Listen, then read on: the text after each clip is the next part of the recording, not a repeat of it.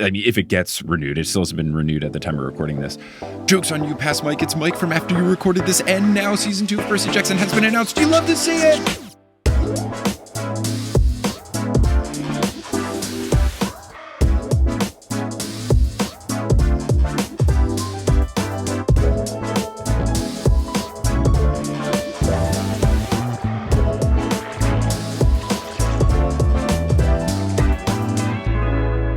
What's good? Thank you so much for tuning in to another episode of The Newest Olympian. My name is Mike Schubert. I'm the titular Newest Olympian. I'm a grown man who never read the Percy Jackson books as a kid. I read them as an adult to determine if it was a book series that society has been sleeping on. I said yes. Then I covered some other stuff. And most recently, I covered the TV show. And hopefully society is waking up to it. I'm on a quest to see if society's been sleeping on the entire series and the whole universe now. And I'm on this quest joined by two folks this time. We are trying to cover all of our bases of different types of people that have watched the show just to do a big, wonderful discussion. So let's meet our guests. First, we have someone who you may have heard on Big Screen Sports or on an episode of Meddling Adults in the past. It is Kyle Bandujo. Kyle, how's it going? It's going good. You also have heard me if you attended the San Antonio live show, which hasn't hit the feed yet. Oh my goodness, that's right. We are in the weird world where this is technically your first appearance on The Newest Olympian, but it is your second time that we've done something together. Time is funny. We'll be covering the Sea of Monsters movie afterwards, but an excellent film. You know, and that's why you host a movie podcast, because you have great taste in movies. But our second guest that we have today is someone that is new to the show, but you might know them from their wonderful video essays on YouTube or the Queer Movie Podcast. It's Rowan Ellis. Rowan, how's it going? Hello, it's going great. Thanks for having me on. Thank you for coming on. Now, the big reason of doing this wonderful panel of folks that we have here is to try to cover all of the bases of Percy Jackson fandom in terms of giving a full review of the whole season 1 of Percy Jackson and the Olympians. So for folks listening, obviously I have read all of the main 5 books, and then I watched the movies, and then I watched the TV show. So I did it in like the true order, the way our Lord of the Sea Poseidon intended. For the two of you though, what is your history with Percy Jackson? What was the order in which you consumed stuff so that people can know your context that you're bringing to the table today? I consumed zero Percy Jackson. When it comes to young adult series, I made my bed with a different series as a youth. I did not consume any Percy Jackson content until Mike told me about the San Antonio live show, which was going to cover the Sea of Monsters movie, the second Percy Jackson movie. And that was the first thing I watched. And it was a lot. I had questions. The live show itself was a lot of fun. And then when this show got close to debuting, Mike especially was like, hey, this is something that you might like. Your son, I have a 10-year-old, which I'm sure we'll talk about. The show was something we experienced together, but I knew nothing about Percy Jackson except the second movie, which unfortunately reveals a twist in the show. But other than that, it's all I really knew. And I just knew it was generally well regarded by anyone who had read the series. Cool. What about you, Rowan? So I also hadn't read the books, but this is like a deep and dark confession for me to give you here, because I worked for Penguin in the UK for years, specifically in their YA department, who publish all of the Percy Jackson books. And so I've pretended like I've read Percy Jackson quite a bit. If I'm making, if I was posting about a new release, it'll be like, we're all so excited. And I'm like, I'm excited for all of you who have in fact read these books. But I did kind of osmosis get some information in my head. So I feel like I sort of knew a bunch of stuff that I subsequently realized were big spoilers that I just thought was information from the books. But I was going to watch the show anyway because I'm a huge fan of the creative team and the writing team specifically behind the show, the Black Sails producers who are writers on the show. So I was kind of already planning to watch it, but then Penguin got in touch and were like, do you want to run like a watch along on Discord? So I hopped back in. So technically, I'm a professional Percy Jackson watcher. Let's go. That is a title that I technically dictionary definition hold. That's great. That's fantastic. The expertise has been checked. I like your knowledge of Percy Jackson feels like my knowledge of a lot of things where I did improv comedy for years and a bunch of that would be short form improv. So I like know a whole bunch of cursory information. Like I've seen 0 episodes of Game of Thrones, but I can like make 6 jokes about it in an improv show and get by. So. Yeah, it's very much that energy. And then I also decided after having watched the show, my friends and me were just hanging out and we were like, should we just watch the first Percy Jackson movie? because it's meant to be bad. And sometimes watching bad films is a great way to spend your time. So I have also watched the first Percy Jackson film as well. But I was just, I think, a little bit too old for Percy Jackson, the original book series, when it was first coming out. And then because I hadn't gotten invested in Percy Jackson and the Olympians, I think any of the subsequent series didn't necessarily appeal to me.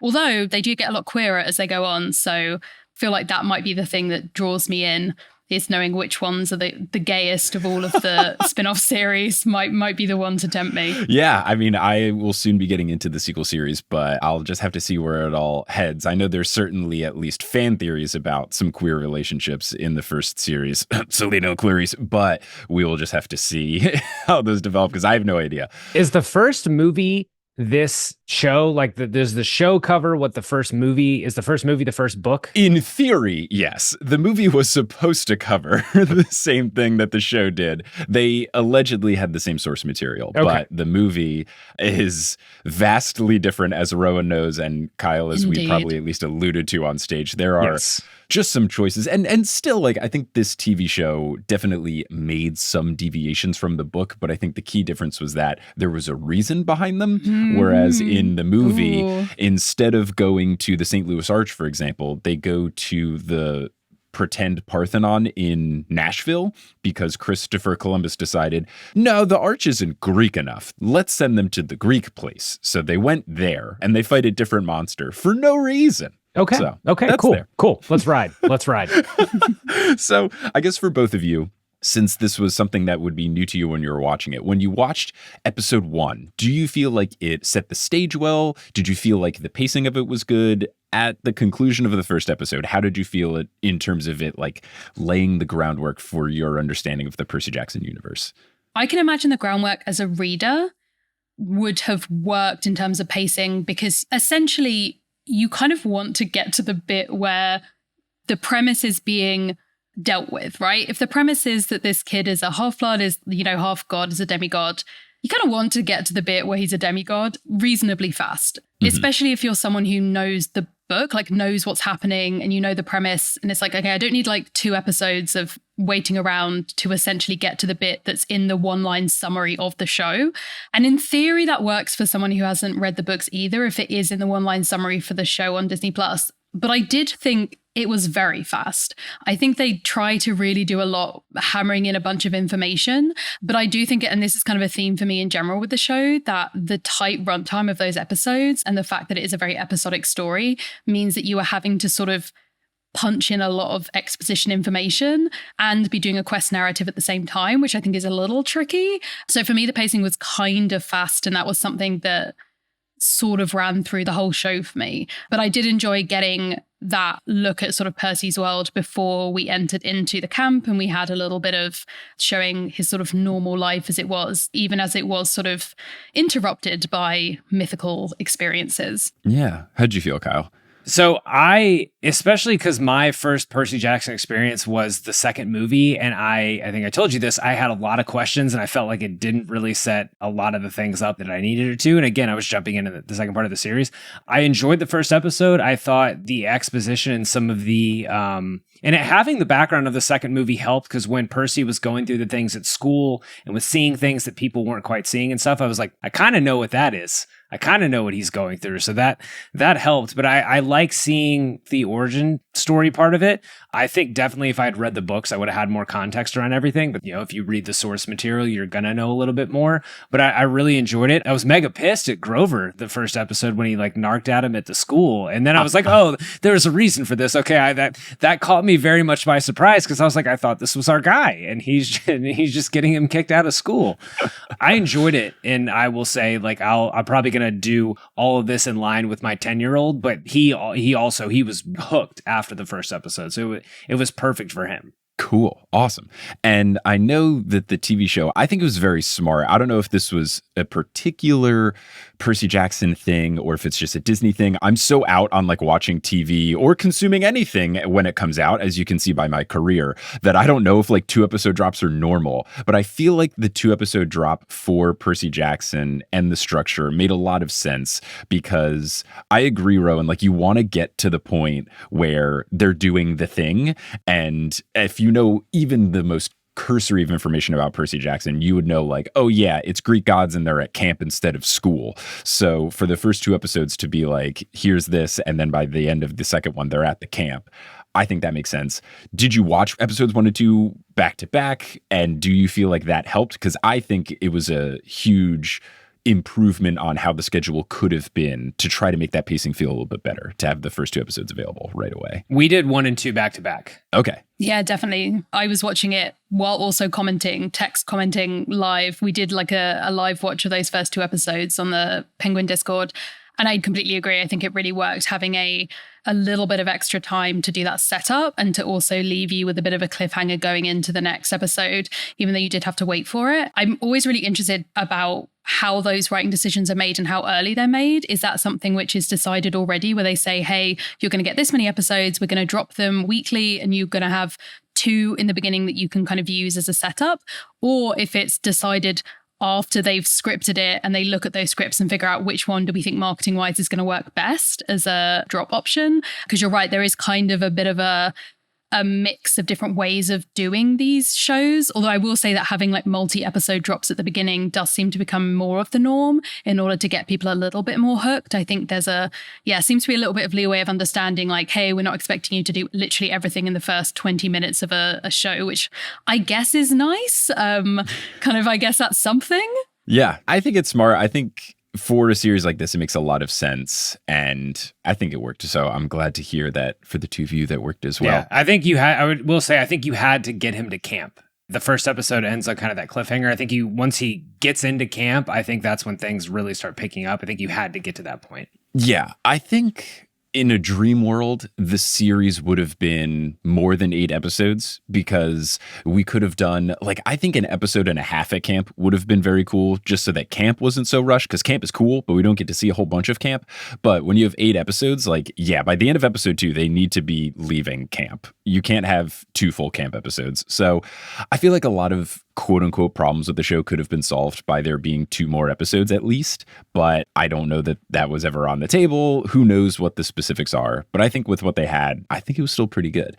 Now, as far as going beyond those first 2 episodes, with the 2 of you watching with the weeks in between, I know that there were some people who were watching and they didn't necessarily love having to wait. I don't know if that's just like a kids these days thing, or if like you felt like the way the show broke down and stuff was bad. How did you feel waiting? Because I, as a distinguished member of the press, had screener access. So I got to watch episodes 1 through 4 and then episodes 5 through 8. So I didn't have to deal with it. So I was just like, everything's great. Everything's cool. But I don't know if it was because I got to watch them back to back to back.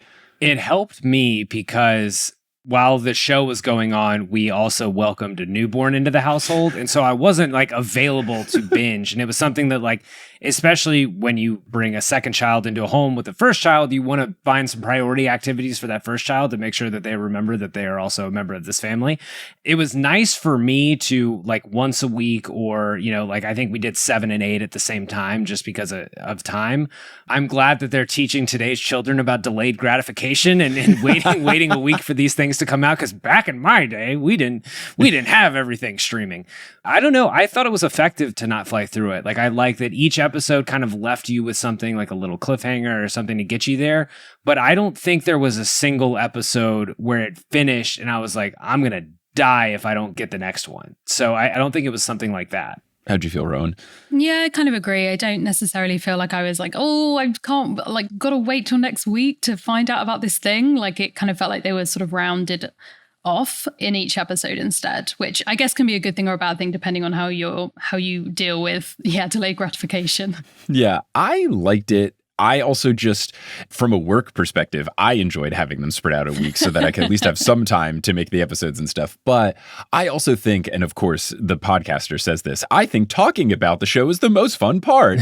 So I feel like when you have weeks in between, it's more fun, especially with a show based on an IP with such a wonderful active fandom that has been clamoring for something like this to come out for years. I think talking about stuff, speculating what is to come, raving about what has already happened, wondering what the changes are. I think all that stuff from week to week is really fun. And I think it just makes for a more enjoyable experience because it's spread out over the course of 2 months or so, as opposed to, when Stranger Things drops and then you talk about it for 4 days. And then after that, it's old news. And then you also had to watch like 12 hours of content without sleeping. So I think it worked out really well. And I really enjoyed it. So I'm glad to hear that pacing worked out well. I know I had the benefit of getting to watch stuff back to back, so I didn't have to sit with some of the changes, but I still think a weekly structure is very nice. Both of you had talked about a little bit of the exposition elements of the first 2 episodes, or at least the first episode. And I do think that there was a lot of exposition in the show, but to me, it never felt like an exposition dump. I feel like they did a good job of weaving it into conversations to where it felt like a conversation that these people would actually have, as opposed to the thing where sometimes people enter scenes and they're like, "Oh, Percy, what's that new pen you have?" or something like that. Did you feel like the exposition was overpowering, not fun, too much talking? I know that was a complaint of the show, but I'm interested to hear what you two think about it. I thought that was one of the strongest parts of the show, that it wasn't super exposition heavy. Like, I was watching it with a lot of questions. I was curious, like, okay, why are they going here? Why are they going there? What's going on? I just generally ask a lot of questions. And like, there was a lot of talking and things like, some parts where you could see that they were clearly setting up, okay, they have to find a way to explain this. But Mike, I think like you said, I thought they did a really good job of weaving it into normal conversation to get us acclimated with what this world is and how things work, which is, I know my comparison is the movie. The movie didn't do a good job of that at all. So seeing this, like, everything was pretty much an improvement. I think for me, it's a tricky one. I think that I kind of a lot of the question marks I had around the show were things that I'm like, this could have been solved by having these episodes be 45 minutes long. It felt to me a lot like a lot of the scripting that was happening was the stuff that's like, okay, these are the pieces of dialogue and action that we need to tell this story.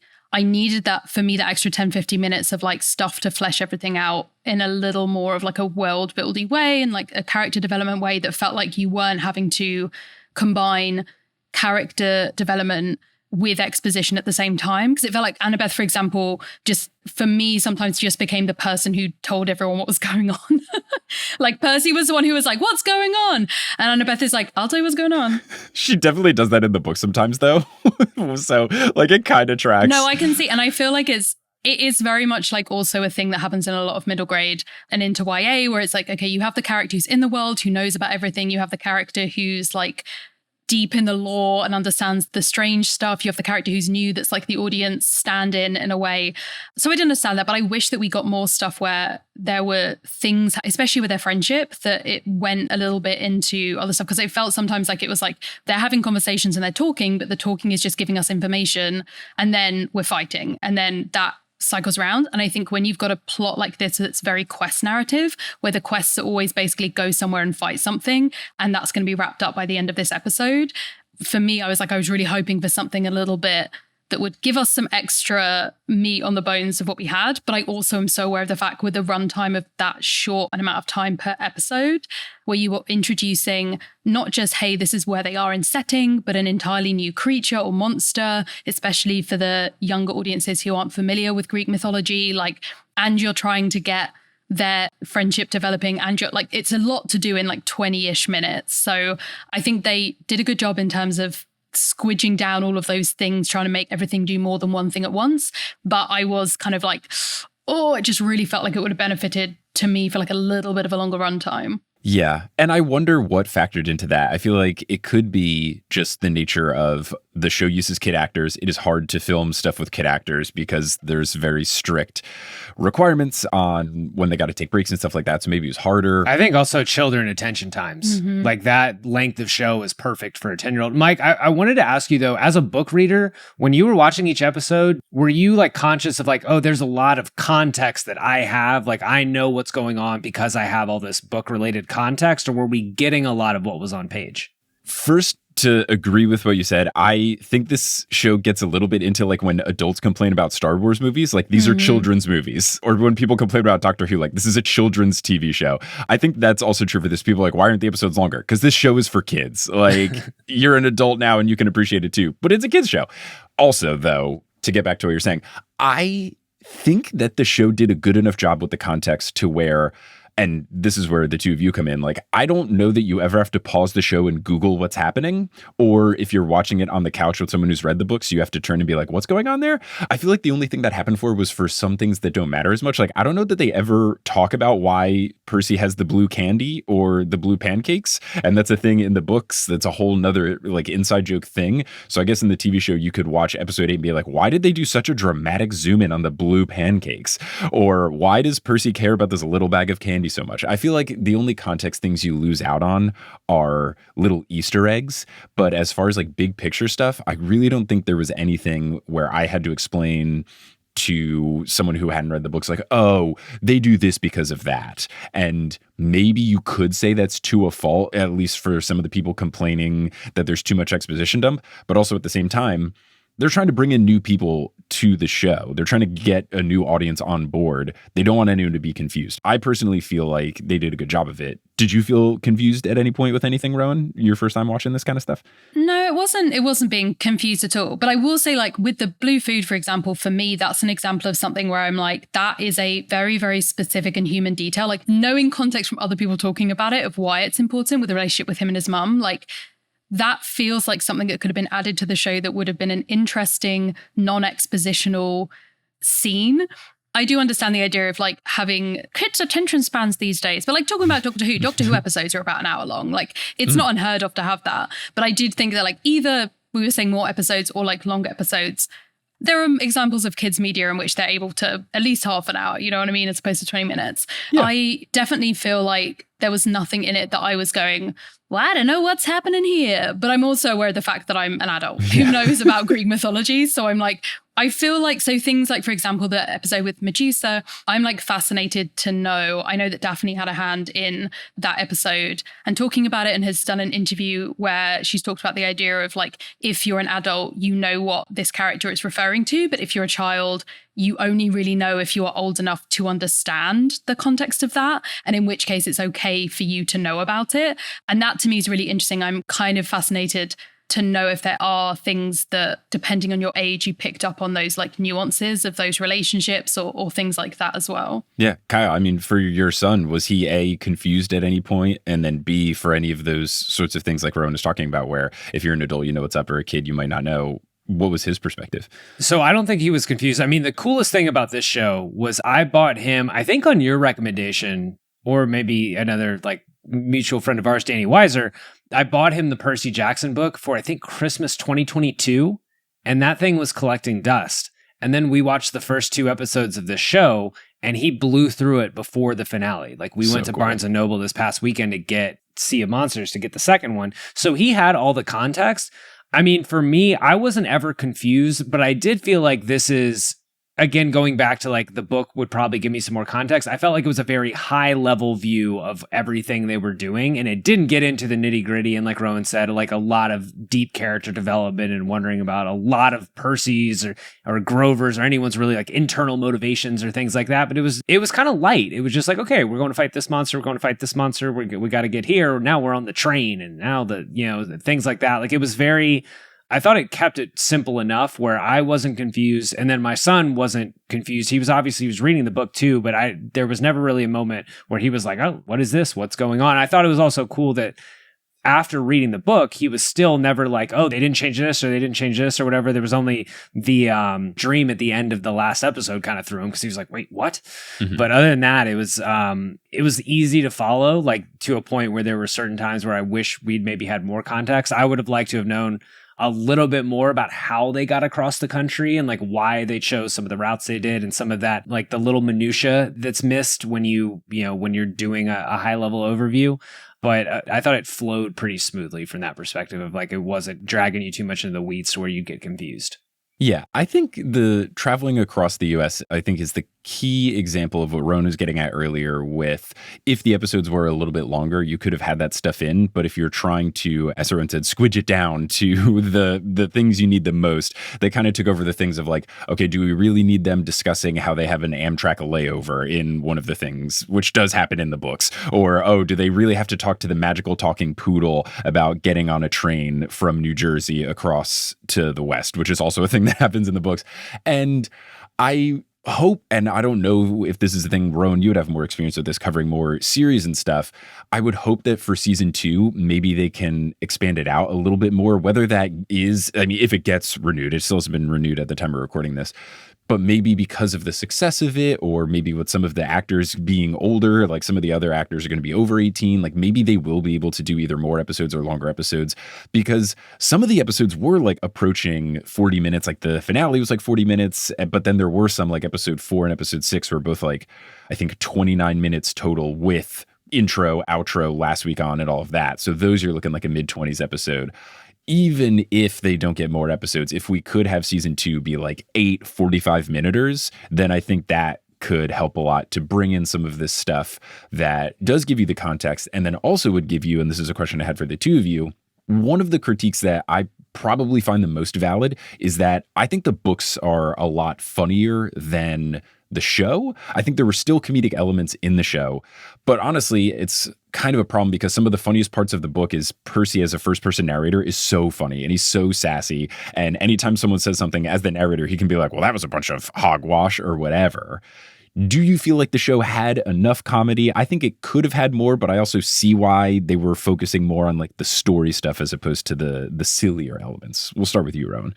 Yeah, I don't think that you would have necessarily thought that this was meant to be a comedic series if you were coming at it without kind of any context. And I do think that there were possibilities that it were kind of put to the side to do a more traditional sort of series, like having the narration from Percy at the beginning. There was the option there, I guess, if they wanted to look at like what a bookending it with a bit of narration from him.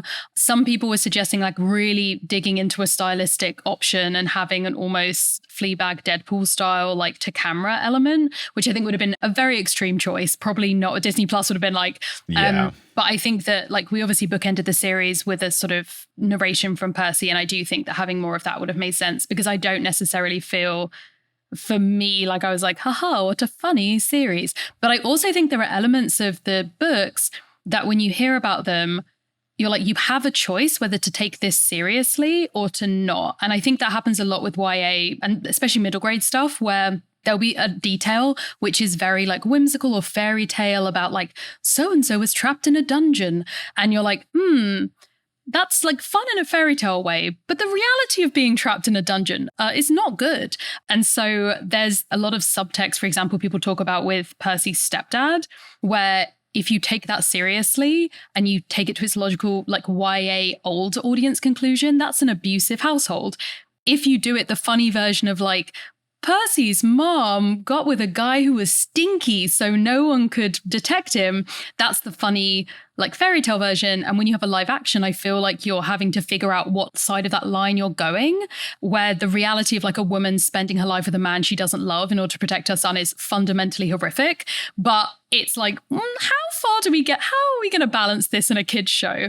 And so I did feel like it didn't necessarily lean into the comedic elements of those bits. I felt like it kind of went more on the more serious side of it, for better or worse, because I kind of agree there was not, I knew about Percy being like sassy and funny from people talking about him as a character, but I didn't necessarily get a ton of that from the show. Yeah. I think it was there a little bit. I think there were still funny moments. You've got, Percy passing time at the capture the flag thing. You've got his first conversation with Annabeth after the bathroom thing is funny. Like the thing where they're leaving the parking garage is hilarious. Grover has a bunch of good jokes. Like I think there is funny stuff throughout. I think they could have just like had more of them. I do think they handled the Smelly Gabe thing well because it's another one of those things. If you read the book literally, like they do have him be more abusive to Sally, and then Sally does like intentionally murder him with the Medusa head, energy. instead of him accidentally coming up on it. Yeah, but Good for her. That's how I felt too. But it's also like, yeah, it's a kid's show. I don't know if we can have the protagonist's mother just straight up murder a guy. Murder a man. Yeah, so I see why they made some of those changes. How about you, Kyle? Like, did you find it funny? Did your son find it funny? He found it funny. There are things that like kids will find generally more funny. Like everything Grover said, he thought was hilarious. But I had the same context because you and Steven were telling me that in the book, Percy's a lot more like wisecracky and things like that. And then I think I went in expecting a little more of that. And it does lean more on this is a more serious quest. And it leans, I'm sure the book probably balances this better, but it does lean to more on Percy of struggling through this, trying to figure out who he is, trying to figure out what his relationship with his father, with his real father is going to be like and things like that. Like Percy's a lot more, just take things a lot more serious. I think the show could really benefit from that. And I think, Rowan, you had mentioned a little more like development of the friendship and things like that. I think the friendship could probably be benefit from that, like the little things that come with having inside jokes or razzing each other or laughing about things. Like I think as they grow, that would be a benefit, because that's one of the best things about young adult stories and finding a fictional group of friends is that you want to feel like they're your friends, or you want to come along with them for their journeys. And that's not just slaying monsters and finishing quests. That's just like the little things and the joking around as a group and actually feeling like kids. I thought they did a really good job feeling like these are young teenage kids, but I think it could, to the benefit of the show, get a little lighter in some parts and give Percy a little, maybe be a little less stressed. And I don't know if that jives with the books, but just maybe like bring a little more humor into it. I think it could benefit season 2. Thinking about it now, I feel like a lot of the humor in the first book is more from narrator Percy versus Percy the character. I would want to reread the book and just kind of like take a note of every joke and see if Percy the character said it, or if it was something like Annabeth said something to Percy, and then as the narrator, he would say something like, as if that meant anything to me. I feel like a lot of the comedic moments come from narrator Percy. So when you do a show where you are not having a bunch of narration, you're going to lose a lot of those moments and you don't necessarily want to force them in. So I can see why some of the humor didn't necessarily translate, but I do know that Uncle Rick has said something like, Rick Riordan posted, I don't know if it was an interview or something on one of the social media updates he's been doing, but he says somewhere that if he has any regret of this season, it's that it wasn't as funny as he would have liked it to be. So I think that will be an intentional choice. And I feel like for Sea of Monsters, given the way that story goes, there will be more opportunities for building out that friendship. So I think it's going to be okay. And I think something I'm trying to keep in mind for a lot of this is I hope that the show does get extended for future seasons, because this could be something where we look back at season 1 and we're like, that was fine. Mm-hmm. Like it set the groundwork. And there's so many shows that go on to have incredible runs where the first season is horrendous. Like the first season of Parks and Rec is garbage. And then the rest of that show is fantastic. So if the low rung on the ladder is this season, I think that's a great floor, because I still think it was very good. I think there's some room for improvement, but I think it should set up everything really well, especially if they get to make more episodes, make longer episodes, have more budgeting in it, stuff like that. It's funny you say that, because Parks and Rec has been my wife's postpartum watch. She's like the last person to watch it, and it's going through that same thing of me just having to say, like, you just got to get through season 1, because they didn't really know what they were doing there. Mike, I'll ask you, like, does the book series get better? Like, is it viewed as something that is on kind of the upward ascent, and this is just kind of your placeholder, like your table setter? I think if you asked everyone their favorite book, because I've done some polls for the Newest Olympian as well, what you will get is like 5 very slightly beating 4, very slightly beating 3, very slightly beating 1, very slightly beating 2. Like everybody enjoys all the books. Generally, people think they get better as they go. Except for, I think more people would say they like the first book more than the second. But as far as like the story and stuff, the first one is very much like a table setting book. And then the second one is kind of like more of like a side quest thing. And then 3, 4, 5 were like, all right, Knuckles cracked. Here's the story. Chronos time. And they took some of that Chronos stuff from book 5 primarily and put it into the first book, which I think is really smart to set those stakes so that the villains that will become the main villains feel more earned and like they've been with us the whole time. Because when I read the first 5 books, the first one kind of felt like You could tell it was a book that was made up of short stories that Rick Riordan told his son as bedtime stories, because it's like, here's the one where they go to the Arch. Here's the one where they go to the evil waterbed store. Here's the one where they fight Medusa. I still think it's fantastic, but it feels a little more like compilation-y as opposed to a full album. So I feel like the story, like getting into the overarching stuff, gets more interesting with each subsequent book. And I think the show will do a good job of it with each subsequent season, especially because they've already started to bring in those later things. So that's another reason why I'm really excited and hopeful that the show will continue, because I think there's a lot of really fun stuff to tell. And Rick clearly like figured out more of what he was cooking as he continued to write the books. Is there room for these actors to age? Like, does Percy age progressively, or are we going to have some problems there? So here's what's going to be interesting. I think, and I hope, if it does get renewed, that they would do it for seasons 2 and 3 at least. Because in a dream world, they would Back to the Future 2 and 3, seasons 2 and 3, where they film it at the same time. Because the way the time jump works is 2 takes place 1 year after 1, but then 3 is starting with like Christmas break instead of summer. So 3 is only like 6 months after 2. And then 4, I think, is the summer after that. So I think it's another only 6-month jump. And then 5 is a year after that. So especially because there's been a little bit longer of a break between seasons 1 and 2 than they would have hoped for, I feel like, with strikes and everything. I wonder if they're going to do 2 and 3 together. But also, like, there's not as much room to age. But at the end of the day, it's so much better than the movies where Alexandra Daddario was 22 years old in the first one. And she was supposed to be 16 ? I think I said in the live show, she was starring in the first season of True Detective right around that same time, playing a drastically different character. Yeah. Which, like, yeah, I rewatched that recently and I was just like, man, I just saw you in Percy Jackson. This is weird. Mm-hmm. But it's funny that with the Percy Jackson universe, I thought camp was a full-time thing. I thought I was kind of under the impression that they had to stay there the whole time because that was the only way they were going to be safe. But then at the end, he's going back to school. It's kind of like the reverse Harry Potter where everything happens when you're out of school and Harry Potter's like, nothing happens in the summer. Yeah. This was the big thing I was confused about, that their whole shtick is like, as soon as you step foot out of camp, you're all dead. And then they were like, well, summer's over, baby. We got to go back to school. I'll see you next year. And I'm like, wait, what? Did I miss something fundamental to the lore during this show? So I think this is probably the biggest example of a thing that book context helped that I'm only realizing now, is that in the books, I believe, and to be fair, I've only read each book once as nature of my show. I'm pretty sure the situation is you stay at camp full term. There's like one little throwaway line that Mr. D, Jason Mantzoukas, says at the end of episode 8, where he says, like, if you're not staying for the full term, get out. Basically, like, the higher risk people or people that don't have any sort of family situation to go home to stay at the camp year round. So like Annabeth has stayed at the camp year round and she got there earlier than most people do. I don't think they made that super clear in the TV show. And then Luke as well. I don't know if he got there earlier than most people, but he's another year rounder. I don't think they made that distinction very well.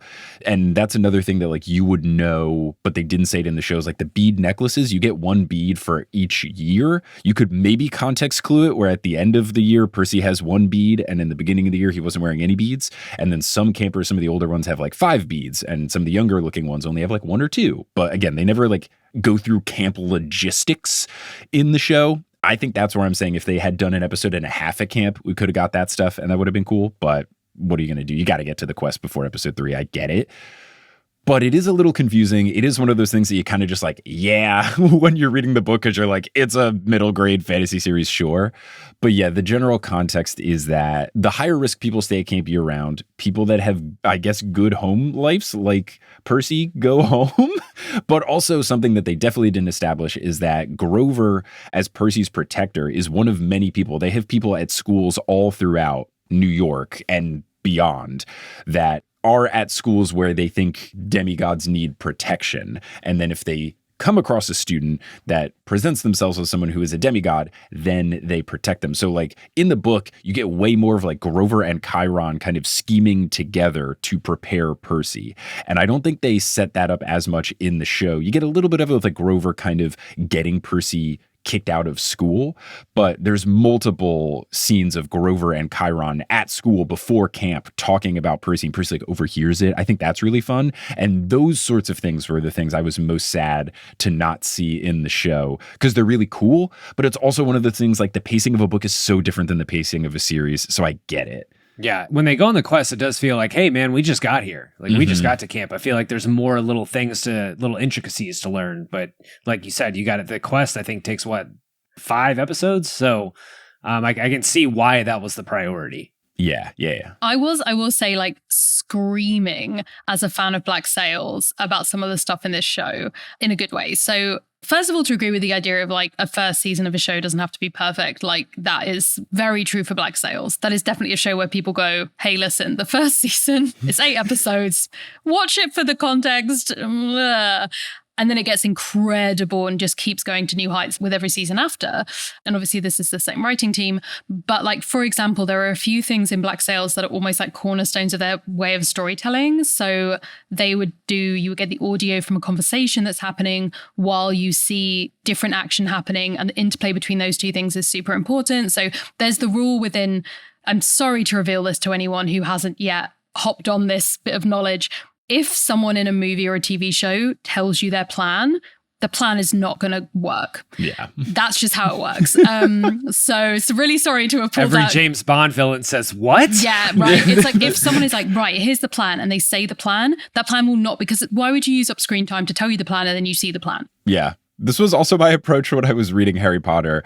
I clued into it early. People are like, because they try to do mystery stuff all the time. And it's like, well, if Harry thinks this person's the villain, I don't think it's going to be him. That's not evident. But you see it all the time in heist movies and like basically any kind of movie where a plan happens, in quest movies. But the way that Black Sails often does it is that when the person starts to explain what the plan is, you are hearing it over what is actually happening in the future. So you don't know if the narration is going to stop and you're going to see the plan work, or if the narration will continue and you'll be seeing things go wrong as you hear what was meant to have happened. So it's a way of like showing the like intelligence of characters and the planning without taking all the tension away.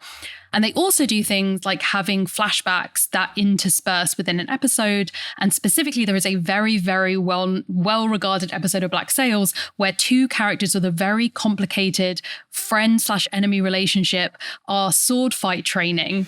And this exact scene happens in the Percy Jackson show. And I was like punching my pillow. I was like, oh my God, they're doing the thing.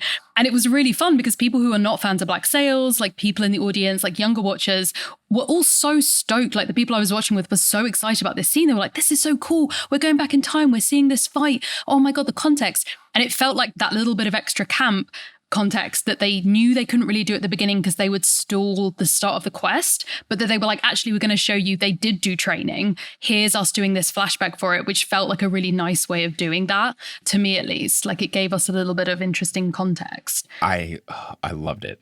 I absolutely loved it. Episode 8, that is what has me the most excited for a future season, because I feel like they were on fire in episode 8. It was so good. I felt like that episode was absolutely perfect. And yeah, the flashback thing is just another thing that I think makes this adaptation so interesting, is that you get to do some things that you don't get in the book. You get to do nonlinear storytelling. We get to see things from other people's perspectives because it's not just first person narration. So for them to kind of show that just really kind of open the doors of like, they can do anything. Oh my God, like they can give us the same story, but in a different way. And I think that's what's one of the more fun things about adaptation from one medium to another, is we get the same story either with new stuff or told in a different way that's still true to the story. And I think it's so fun. And yeah, I know a lot of Black Sails fans were hyped about the similarities between that and some scene I haven't seen yet, but Daphne has badgered me enough where I believe I will watch the show eventually. Yeah, I know. I was like, Daphne's going to badger you so much, and then I'm going to be like the support team to Daphne, like, yeah, Shobes, you should definitely watch it, do the show.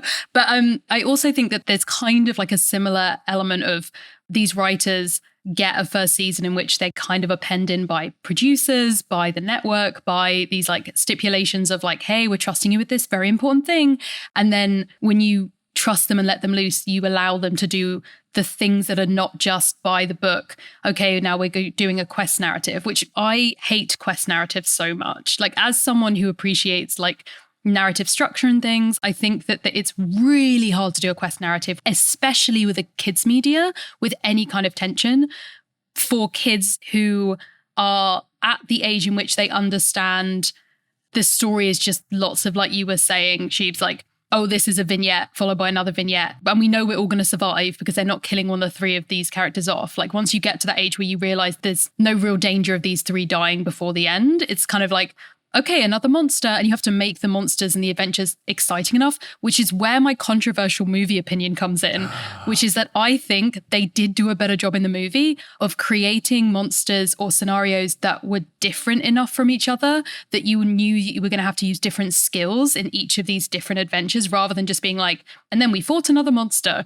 And it also gave away that context, which I don't know which one is used in the book, of we are going to these places and there are these three distinct places because we need to collect the pearls, because we need to do that before we get to the underworld. Otherwise we cannot leave. That to me felt so much tighter than what was happening in the show, where I was kind of like, I guess we're wandering around the US trying to find some people, maybe. I don't really know where we're going with this. I will say that was kind of an issue of like, what is the purpose of what we know the end goal? What is the purpose of each of these stops? Besides, we just need to get to this place. Yeah, so in the book, it is just, we just got to get to Los Angeles. Like, that is truly it. I can see the hot take having some sense in terms of like the monster fights being different and all. I still feel like in the show they did that a little bit, where you've got, you know, it's a team effort for them. I guess the Medusa and the Krusty one feel very similar, where it was like a teamwork thing that utilized invisibility to trick the opponent. So I can see that. But then I feel like the Echidna fight is very different, and the Minotaur fight is just Percy being like, I don't know, man. But this is, again, something that I think could have helped with the context, because basically the way it works in the book is, since Zeus thinks Percy did it, and Zeus is the Lord of the Skies, flying is not an option. So they can't just take an airplane to Los Angeles. And then it's another thing established in the books that I think is great. This is my favorite thing, when books just do something that's ridiculous and you go, yeah, because it's a book and it's more fun. You can't use cell phones because monsters can smell cell phones. Love it. I think it's so goofy, and I can see why it didn't make it into the show. But reading the book, I was like, yes. It's like when you watch John Wick and it's like, his suit is bulletproof. And you're like, yes, because it makes the movie better. Of course. Fine. Of course. Great. Cool. So I think because you don't have those contexts, I can see how you two would have the thought of, why are they doing this? It's truly just, we have to make our way westward, and we can't take a plane, and we're too young to drive, so we're going to take an Amtrak train. And the way it works in the book is like, they're literally just taking a train as far west as it can go. And the way they go into the arch is they have like a multiple hour layover, and Annabeth is a big architecture nerd, and she's like, can we go to the arch? And they're like, sure, because they're kids. I feel like you still get a good amount of like them just being kids and some of the ways they interact. But in the books, there's more of them being kids and like the decisions they make in terms of like, let's do this fun thing, or like them falling for really obvious traps. And I don't know that translated as well in the show. So yeah, I can see how context could have helped that a little bit more about like, why are they doing exactly what they're doing? But I don't know that I would go full-fledged into the Pearl thing was better. Just cause. I mean, it was just kind of not random, but I do feel like it's because it gave you that structure of like, this is why they're going to those places, and that there's an understanding of like, okay, and then they're going to encounter things in these places because they know there's going to be some like fight or some encounter in order to like earn them, as opposed to what happened, which was really funny as well, because I saw all of the book readers being like, why are there 4 pearls? And I was like, oh, I didn't even know the pearls were, okay, we're getting pearls now, sure. But I think it's one of those difficulties with something like this, where you do have a certain number of episodes where you're aware of like, oh, we're tuning in on this bit of the journey. And you do understand within the lore the idea of like monsters are following. But there's also like, we just happened upon this place where Medusa was. We just went through, which is very much fine. But I think for me, it takes away some of the tension. And again, it's like, I'm an adult woman watching these, so it's not for me. But there is, I think that it's always that issue with tension. And I think with stakes as well, you've got the stakes in this are essentially there's going to be a cataclysmic war, which is like the same as being like, the universe is going to be destroyed. The whole world is going to blow up. Like, we also had established the fact that like dying... ? Does it even matter? Can we just bring people back from the underworld? I guess that's easy enough to do at any point. So it was like, where is the tension or the time limit, especially when the time limit, it turned out, didn't actually matter. It was like, okay, well, the like solstice or the deadline passed, and that didn't seem to immediately end the world. So I was kind of like, if you're going to do a quest narrative, that classic, okay, we're going on this one journey to this one goal at the end, and we're having to try and sustain the energy and the tension the whole time. It was strange to me that they were like, and that one bit of tension about the time limit actually didn't matter. Forget about that. That's unimportant. Yeah, I think that the change of making the deadline not matter, I liked it because I think it made Percy's decision to continue on and do the quest, even though the quest failed, I think it showed him having the right priorities, where he was like, I don't care about the quest. Like, we're talking about saving the world. I got to go through with this because they need to know about Kronos. And interestingly, I feel like that's kind of how it goes down in the book. Like, in the book, he does meet the deadline and everything. But in retrospect, when you think about it, the quest itself didn't matter too much for the deadline, because Zeus was fully convinced that Percy was the lightning thief the whole time. No matter what clues made it seem like he wasn't, he was just all in on like, this guy did it, I don't care. So I guess in the show, they took that to the next level of like, since he didn't care, it never mattered, let's just make it not actually matter at all. So yeah, I can see what you're getting at, Rowan, is kind of like, we're in a quest narrative, but at the same time, we're not doing like the tent poles of a quest narrative. But I feel like the show, maybe if they did flesh out the context a little bit more, with like the monsters following them and coming upon them, because that is kind of how the monster fights happen in the book, is just like they just keep getting derailed by monsters attacking them and just showing up in different scenarios. So I feel like that is something that just like made more sense, because they explained more things about monsters smelling the demigods, monsters coming out of wherever to attack them, and especially as they more understand their powers, the smell becomes stronger, scarier monsters come. I feel like that was like a little bit mentioned in episode 1 with the jacket and the smelling, but like wasn't really fully fleshed out on. That's the kind of stuff that Percy learns at camp for the chapters upon chapters that he's at camp before he leaves for the quest. I think they did a good job of spreading some of that information out throughout the show, and different characters talk about it either to Percy or to the audience so they can understand. But yeah, I think that those kind of things with the context would have helped the quest feel like it had more either meaning or stakes or tension, like you're saying. Well, I like the line where I think it was Percy who said, like, last time the gods had a war, it started World War II down here. So it gave you some real world context, which, like, that's interesting. That opens a lot of questions about like gods with certain priorities, but it opens fewer questions than what's in the book, which is basically Hitler was a son of Hades. So I think they did a better job, because it is plot twist. An interesting. Yeah, that's one Hades of those ones should have like, gotten his kid into art school. Hello and welcome to the last lightning brief that we'll be doing for a little bit. Just going to do a few podcast updates before getting back to the rest of this conversation. It is New York City edition. I know I said it was going to be Florida edition, but then Tor was too busy to where I had to finish up all the episode stuff on Monday morning. And now the episode will be out in the world in the near future. But thank you for listening to the updates that we've got here very quickly. Gonna be back on tour this coming weekend for 3 total shows, 2 in Denver on the same day. Late show sold out. Thank you very much. Early show still has tickets, and that's on February 18th. And then Phoenix, Arizona will be on February 20th. The guests, I don't know that I've announced those yet, but the guests for Denver, it's going to be Nathan Cox both times. And then in Phoenix, it will be Jania Stewart. I'm still figuring out exactly what the content covered will be. Might do some stuff from Demigods and Monsters, might do stuff from Percy Jackson's Greek Gods. Just follow at Newest Olympian on Twitter and Instagram, and I'll be posting updates there during this week. If you want to get tickets to those shows, head on over to thenewestolympian.com/live. If you go to thenewestolympian.com/merch, the beads are now back in stock. So if you had placed an order for beads, they should be on their way to you now. But if you want to order more of our TNO specific joke beads, you can head on over and get those at thenewestolympian.com/merch. Recent restocks also include the My Other Pen is Riptide pens, and the Camp Regular Person shirts should be arriving shortly. Also, just a scheduling note, I will be taking next Monday off. There will not be a new episode of The Newest Olympian. I haven't taken a break in a very long time, much longer than I normally go. And then I was also posting twice as many episodes as normal during the TV show's run.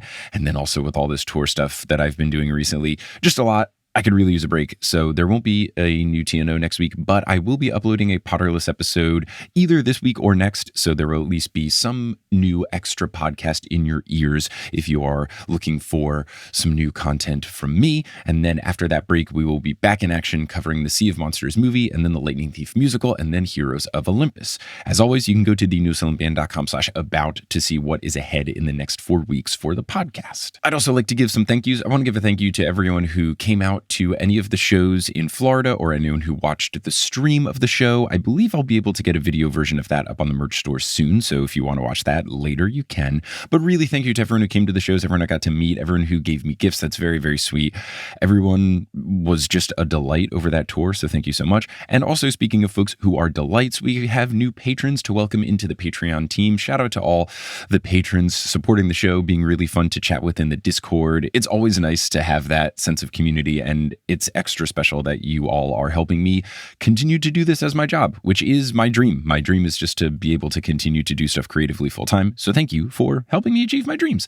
But I want to give a shout out to the folks who've joined the Patreon most recently. Shout out to our newest God tier patron, Tori Worley, and shout out to our newest demigod tier patrons, Bookaholic, Punctual Mage, Rachel Gunn. I sent in a joke about Florida one time from Ariel, Bibbidi Bobbidi Boo, and number 2 Animorphs fan. Also want to do a name correction for Christian Ferrier. Thank you all so much for your support. May Apollo bless you that if you are going outside and it is a sunny day, you bring your sunglasses. And if you're going outside and it's not a sunny day, you don't bring your sunglasses, and then you don't have to carry them around all day. I've had both of these problems happen to me recently. You know, it's like that umbrella thing, right? You know, you bring one, it doesn't rain, you don't bring one, it rains. I feel like I have that with sunglasses. Now, if you're all caught up on the News Olympian and you're looking for a new podcast to listen to, you're in luck, because I make a whole bunch of podcasts as an independent podcast boy. One of the ones I think you would enjoy is one that I referenced earlier, Potterless, similar in structure to TNO, but it was me going through the Harry Potter books for the very first time. It's also kind of the first major podcast that I made. Part of the fun of Potterless is listening to it grow from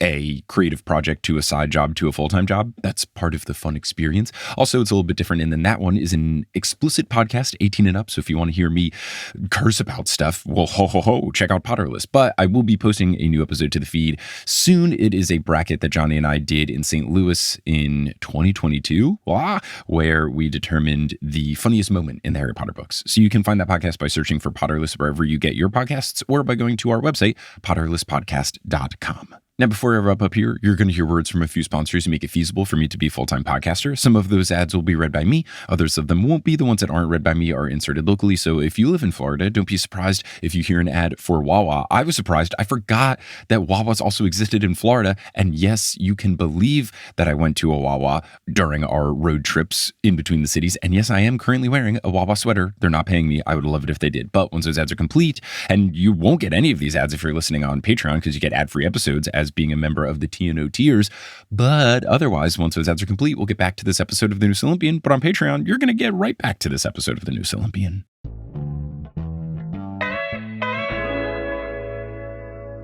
Can I ask y'all a question about something in the season and how you felt about it? I'm curious how the general fans feel about it. The show went it shied away from megastar cameos with one notable exception.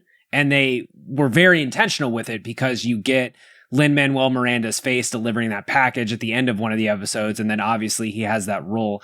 How did you guys feel about it? And I'm curious how have Percy Jackson fans felt about it? Because I think if you have a relationship with Lin-Manuel Miranda, that it's the only time I think in the show where you're just like, I know that person, that's Lin-Manuel Miranda. This is the Lin-Manuel Miranda show. I thought the conversation he has with Percy, like at the table, was actually really good. I enjoyed it. I'm just curious. It was kind of a shift from everything else. It was like, it felt like a very conscious choice of like, look at this famous person. Yeah. Look at this famous person who's in the show. I'm sure that there was probably a decision from Disney to be like, we got to get someone.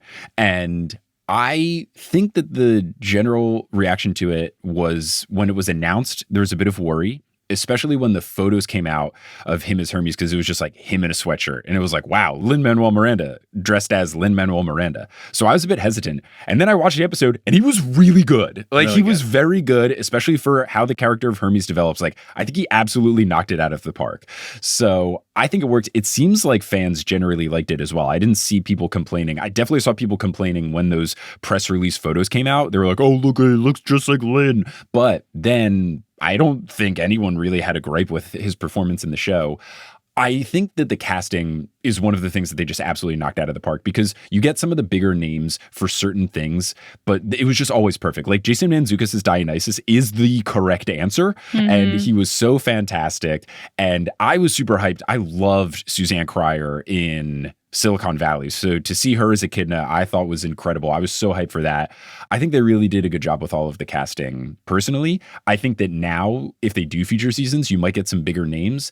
And I feel like they will continue to try to find people who fit the role. Like, I know the classic examples, like Will Ferrell sometimes doesn't get cast in certain things because he's just Will Ferrell in it, which is great. But like, you have to commit to him being like Will Ferrell or like Samuel L. Jackson. Like, it's just going to be that person. I can see the show shying away from that still, but I think they might get some bigger names. I loved all the casting. What did you think about everything, Rowan?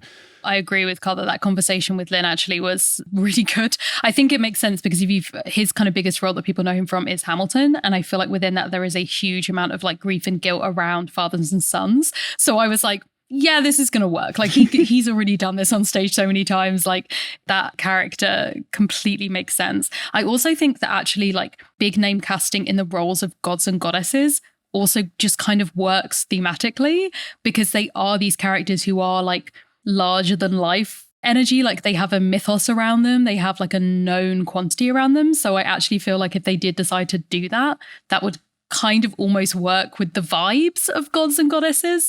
I mean, personally, again, as a Black Sails fan, was particularly excited for the casting of Poseidon. And I thought that he did a phenomenal job in that final episode. Like I'd seen the heights of his acting prowess already, but I really felt like every like movement of his face in that conversation with Percy was like telling a whole story in the background, that I really appreciated that like subtextual element of understanding that we got. And there were a few moments actually between the relationship with Poseidon and Sally that I thought were really interesting, like where her attitude towards like being in the rain, even like the look on the actress's face said so much that you gradually piece together as you understand more about her relationship, what her relationship with like water would be. And that conversation that they have about Percy, that's like a little flashback as well, is like such an interesting moment, like her doing the offering in a bar. Like there was so many little moments like that I really, really enjoyed from those like adult actors and scenes in which Percy is not privy to, which I think is also really interesting, because the books you were saying are like from Percy's point of view, essentially, like narrated by him. That stuff was not in the books at all. So all those flashback scenes are new. The Sally Poseidon stuff is new. I thought that was extremely effective, like very smart to have in there. Yeah. So I think they nailed that. There was a lot of examples, those in particular, which are the things of like, this wasn't in the book, but that's so Sally. Like they conveyed it, because a lot of Sally stuff happens before Percy goes on the quest. So I think that was a really good job of like getting the Sally emotion and adding new stuff, and then making it exciting for book readers as well. Like we get this new thing. So it's not just like watching a copy paste exhibit of a book turned into a show. Mm-hmm. Yeah. And Nell, talking about casting like big names as gods, like sadly they will have to recast Zeus. I assume Zeus is in future books. He's Zeus.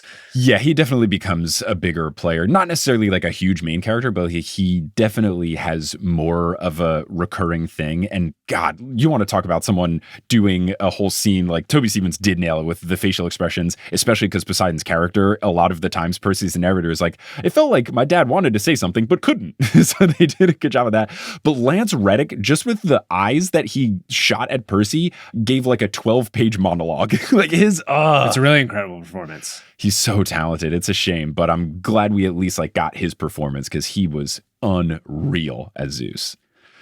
Okay, we're running short on time, but before we wrap it up here, just any other final parting thoughts that you all had about the season, anything that you wanted to talk about that you didn't get to discuss? I feel like we truly could talk about this for a million years, but is there any other things before we wrap up that you were like, I just wanted to get this in, this is something I like, this is something I hated, anything like that? Hands down, the scene in the show that I was like, this is the benchmark for which I will be judging future seasons of this show. Like, this is what I want them to really like get the chance to play with, was the Luke and Percy scene with the reveal with the fireworks in the background in that final episode.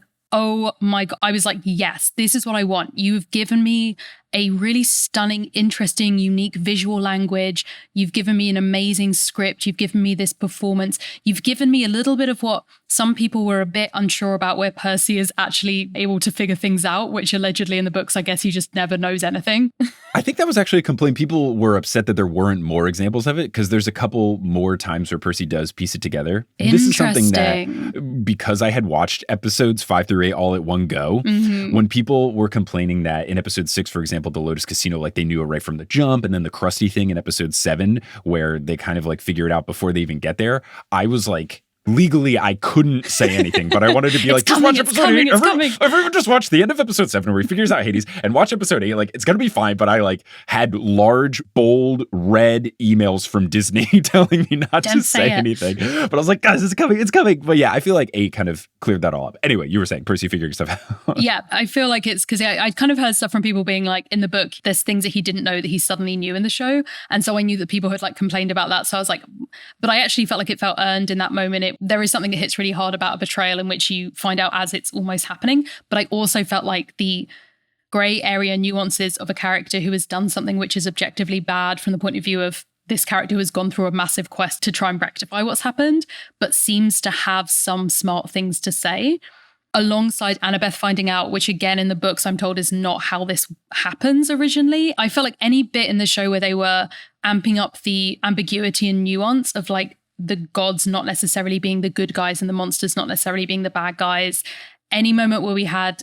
something a bit interesting happening on screen where they were really digging into the intensity, that's what I want going into season 2 for me. Like, and I'm really hoping it does get a season 2 where they really are looking at, like, for example, the Lotus Casino, the concept of like the horrors of what that could be, like how completely awful it is to realize that you're like forgetting things and that there's a possibility of like never getting out of this place. Like, I really want them to have the ability to like push the stylization that we saw in that fireworks scene in whatever episode they're able to, that they give them enough time with the scripting and with the kind of cinematography and set design to allow them to really push that, because we know that they've got these moments where they really are doing it. And hopefully when we've already got this lore in place from season 1, we kind of get what the world building is, that they'll kind of be able to do a little bit more of that. That's kind of what I'm hoping for. Yeah, you are going to love either book 4 or season 4, because what you have described is basically Battle of the Labyrinth, where it's funny because I didn't realize this until you'd mentioned this, of saying, you know, there's only so much you can do in quest structure.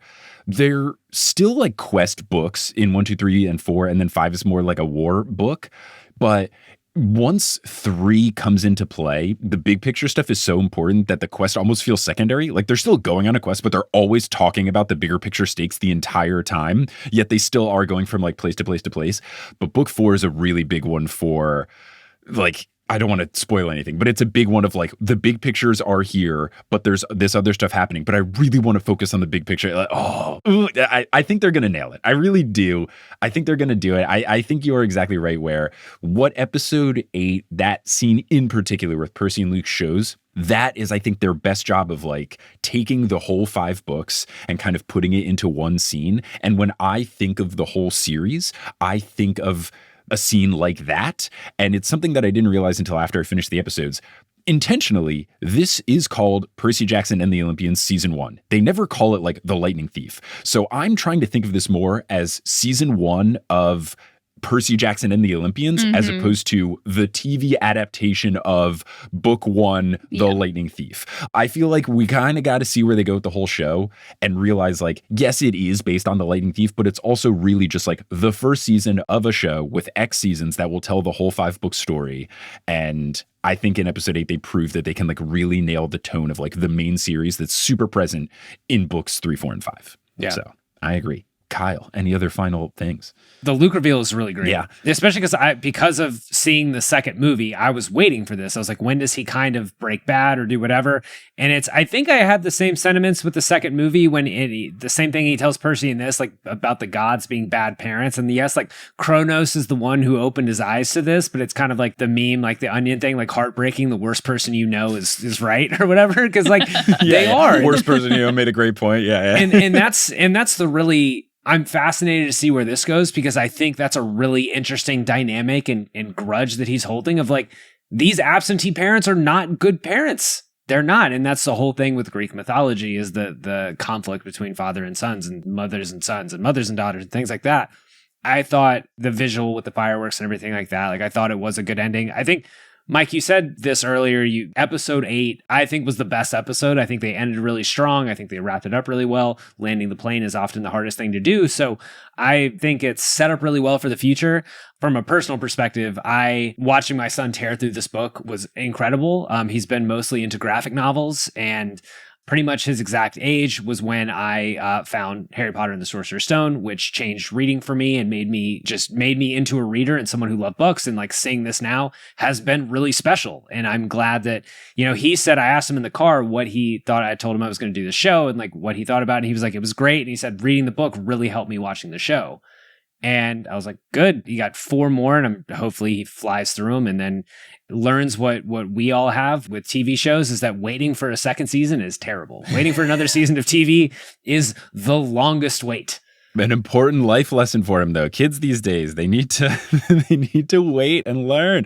No, that's awesome to hear, man. I think that's something that if you take a step back and you realize this show is doing a lot of really cool things where it's going to get a bunch of kids into reading. It's going to bring a bunch of people, old and young, into the fandom, which is really cool. And it's a show that you can watch as an adult and fully enjoy it, like the 3 of us did, or as a 10-year-old kid and enjoy it. And what's really cool is you can watch it with the whole family and everyone can have a good time. And it doesn't feel like you're watching necessarily a kid's show. And it also doesn't feel like you're dragging your kid into watching an adult show. It's very in that Pixar wheelhouse of like, this is good for everyone, as opposed to a movie that would be like mostly kids. And it's like, let's throw the adults a joke of a bone every now and then. Like, this is something that, all these people who are talking about it online, for the most part, adults. And then I'm sure there's a bunch of kids who are going to like talk about this in the lunchroom. I don't know, like a cafeteria. They'd be like, did you watch the episode of Percy Jackson last night? That was so cool. His pen's a sword. Like, I think it's super fun. And I'm glad to hear that your kid not only enjoyed the show, but is also now devouring the books. Like, that's what it's all about. Like, that's the cool stuff. That's what's awesome. Absolutely. Like it is, I'm glad that like he and I got to share this together and that he's going to read these books, and hopefully this will be Game of Thrones for kids. Kids will just be obsessed with this. And then hopefully the last season is actually good. Yeah. Well, say one of the 6 jokes I know. So thank you both so much for coming on and having this discussion. This was wonderful. Again, could have done this forever, but you are both busy, important people with busy, important things to do. Speaking of those busy, important things, if people want to find you doing stuff, where can they find you? Rowan, how about you? If you search Rowan Ellis on YouTube, you can find my video essays. There's 2 Rowan Ellis channels, me and a bodybuilder, I believe. So it should be pretty obvious who is who.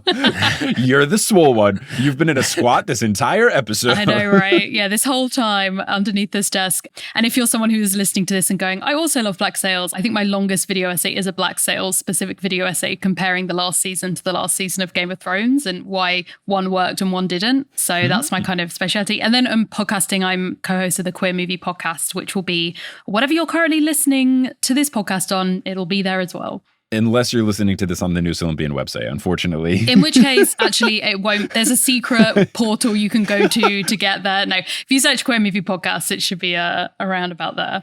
Amazing. What about you, Kyle? If you want to follow me on the hell site formerly known as Twitter, I'm at Kyle Bandujo. You can catch me every Monday on Big Screen Sports, which is the podcast where all movies are sports movies. Mike has appeared on. We have talked about Quidditch. We have talked about Pitch Perfect. We did Little Big League recently. We're in the middle of our 3rd annual rom-com month. So by the time this drops, we'll probably have 27 Dresses and The Wedding Planner up. Oh, great. 27 Dresses. I was at first time watch for me. Really, really enjoyed it. Watching The Wedding Planner for the first time tonight. We'll see. That comes at you every Monday. And yeah, go check it out. Sports movies and all movies. We pretty much cover everything now. Yeah. And I've been on the show many, many, many times. All the episodes are great. But if you're like, wow, Mike and Kyle, well, don't worry. There's like at least 8. We first connected pre-COVID to talk the Quidditch scenes of Harry Potter. And Mike, I was thinking about this. I think this is the first time that we have recorded a podcast where you have both great optimism for the Knicks and the Yankees. Dude, I don't think it's this a has wild ever coincided. Yeah, now everyone's going to turn off the thing as I talk about my two sports teams both being good at the same time for the first time in my life. Truly incredible. Or I guess in 1999 and 2000 we were both good. But yeah, it's been a wild time. But that's for a separate discussion. Listen to Horse, my basketball podcast about that. But Kyle and Rowan, thank you so much for joining. Listeners, thank you for listening. And until the next episode of this podcast comes out, which should be about the Sea of Monsters movies. Until then, I'll see you later.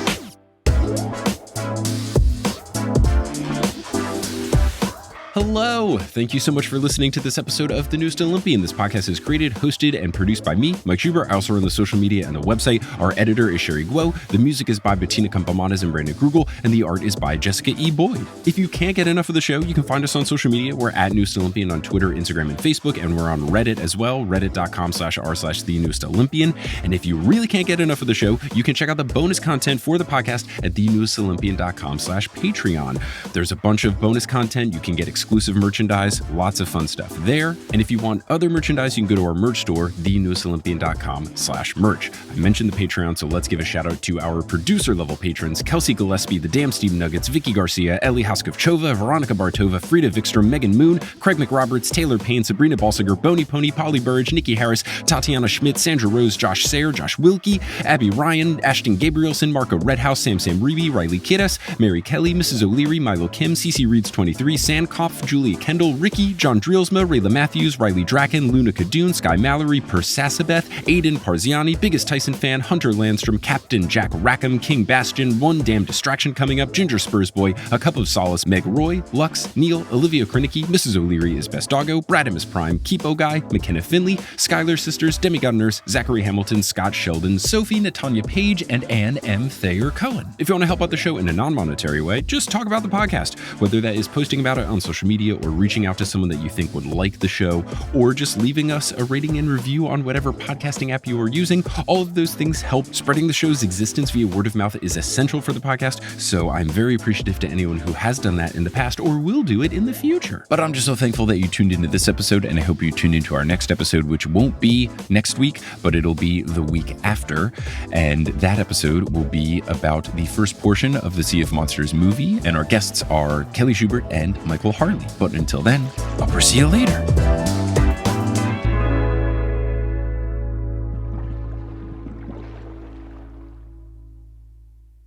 Hey everyone, how's it going? It's me, ASMR Mike. So one of the things that I was given at one of these Florida shows as a gift was a gift bag from a lovely listener, Morgan, who was kind enough to give me a whole bunch of goodies, one of which was a little desktop trophy that is in the shape of a pigeon, and it has a nice base on it as well. And on the base, it has a little engraving type thing that says #1 Pro Pigeon Podcast, The Newest Olympian, and then the gold thing on top is a pigeon. So I'm just going to kind of like tap and run my fingers and fingernails along this, and that'll be the ASMR Mike segment for this episode.